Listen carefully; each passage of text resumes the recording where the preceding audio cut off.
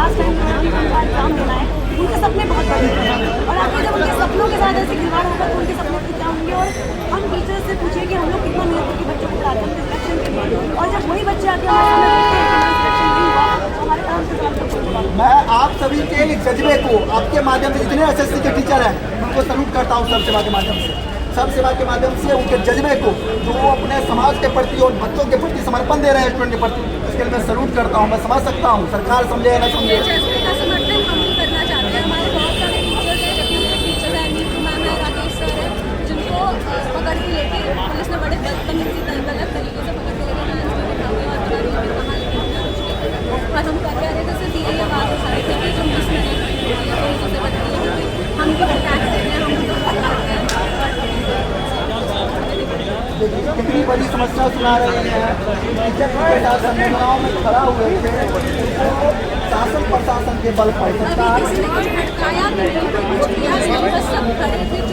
मैं कहना चाहता हूँ सरकार में जो लोग आदमी हैं, हम हैं चाहे हम सभी आपसे अधिक पढ़े लिखे, पहले की बात को स्वीकार कीजिए, आपसे अधिक पढ़े लिखे हैं, आपसे अधिक पढ़े लिखे हैं, अच्छी सोच समझ रखते हैं, अच्छा दिल भी रखते हैं, ठीक है, अच्छा दिल भी रखते हैं।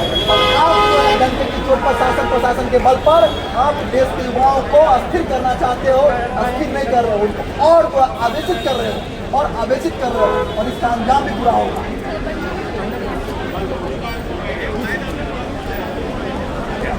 तो उसको सबसे पहले ज़िंदगी में ये होता है कि घर से निकलने के बाद एक ही मौका होता है, 1 साल 2 साल के अंदर नौकरी लेना होता है। वही जब एग्ज़ाम देने की बारी आती है, पहले हम टीचर से परेशान थे कि टीचर ढंग से एग्ज़ाम नहीं ले पाता है, फिर हमने एकदम बोला कि एग्ज़ाम सेंटर के जो वेंडर है उसको बदल दिया जाए। अब वेंडर बदला गया है, तो पहले बदतर था तो अब दर बदर हो गया है, वो एकदम बेकार हो गया है। तो ऐसे में जहाँ हमें उम्मीद थी कि अच्छा वेंडर होना चाहिए, वहाँ वेंडर और बुरा हो गया है। सबसे पहले एग्ज़ाम सेंटर पे जाता है, एग्ज़ाम सेंटर इतना दूर होता है कि जब बच्चा सबसे पहले तो परेशान होता है सेंटर पे जाने के लिए।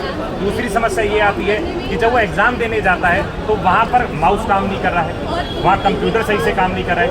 इन्विजिलेटर से जब बात करते हैं कि यार वो कैसे करें, तो उसको सही से ट्रेनिंग नहीं है कि कैसे एग्ज़ाम कंडक्ट करवाया जाए। एग्ज़ाम शुरू होने के बाद किसी का एग्ज़ाम पहले शुरू हो रहा है, किसी का बाद में शुरू हो रहा है, कोई जानकारी प्रॉपर तरीके से नहीं है। अगर आप अभी भी नोटिफिकेशन देखेंगे तो सीजीएल का एग्ज़ाम 13 तारीख को लगा है, फेज 13 का एग्ज़ाम चल रहा है, कुछ एग्ज़ाम को कैंसिल कर दिया गया है, कुछ की क्लैरिटी नहीं है।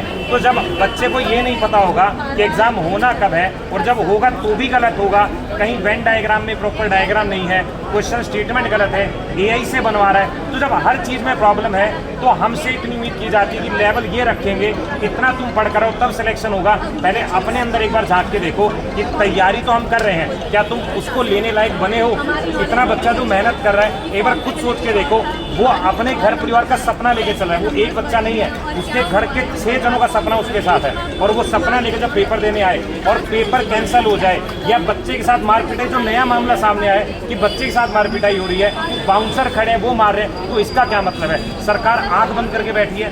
5 साल की सरकार का टेन्योर है। बच्चा जब नौकरी लेकर अगले 30 साल के लिए काम करेगा तो ज़्यादा काम किसे करना है? उस बच्चे को या सरकार को? तो पहले सरकार ये देखे कि एग्ज़ाम सही से कंडक्ट करवाया जाए। हमें किसी वेंडर से प्रॉब्लम नहीं, अगर जो नया वेंडर आए वो ढंग से एग्ज़ाम करवा पाए तो हमें इससे भी संतुष्टि है।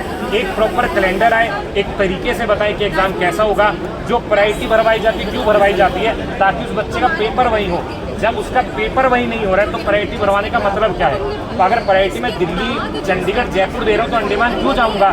इसलिए भरवाते हैं कि मेरे को पता लगना चाहिए मैं यहाँ एग्ज़ाम दे सकता हूँ। तो मेरी सब एक ही दरख्वास्त है, वेंडर से मुझे कोई समस्या नहीं, पेपर कौन सेट करे मुझे कोई दिक्कत नहीं, लेकिन पेपर सही से सेट हो, इक्विपमेंट सही से हो, और जो क्वेश्चन है जो सिलेबस में, ये नहीं लोग का क्वेश्चन डाल के आपने पेपर में डाल दिया, इसका कोई क्वेश्चन का मतलब है?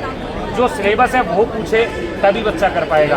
अपने आप से उम्मीद ना करें कि बच्चा सब अंतर्यामी है, भगवान थोड़ी है, वो तैयारी करके आता है। एक अध्यापक जान लगा देता है, अगर माँ बाप के बाद कोई दूसरा व्यक्ति उम्मीद लगता है ना कि बच्चा सेलेक्ट हो जाए, वो एक टीचर होता है कि मैंने इस बच्चे में मेहनत की और ये सिलेक्ट हो जाए। बस वेंडर से कोई समस्या ना लेकर आप फेयर पेपर करवाएं, सिंपल तरीके से कराएं, जिसको एक आम बच्चा, गाँव देहात का बच्चा समझ पाए। और जो इन्विजिलेटर आते हैं वो प्रॉपर ट्रेनिंग के साथ आए और हर चीज़ प्रॉपर तरीके से करवाएं, कैलेंडर टाइम से दें और बच्चे का सेंटर सही जगह दें। बस यही एक दरखास्त है, इसको अगर सही से समझ पाए तो हर बच्चा ये जो बैठा है ये सिर्फ अपने दुखी मन से बैठे, कोई खुश नहीं हो यहाँ बैठ के। सीपीओ का रिजल्ट नहीं आया है और ये बच्चा बैठा है, कोई खुशी में क्यों बैठेगा? पूरा दिन खराब करके वो क्यों बैठा है परेशानी होके, बारिश में बैठा है? सिंपल सा मतलब है, आप सही करो, ये बच्चा अपने घर जाके तैयारी करे नौकरी ले, बस यही दरख्वास्त है। बहुत अच्छी सर आपने बात बोली।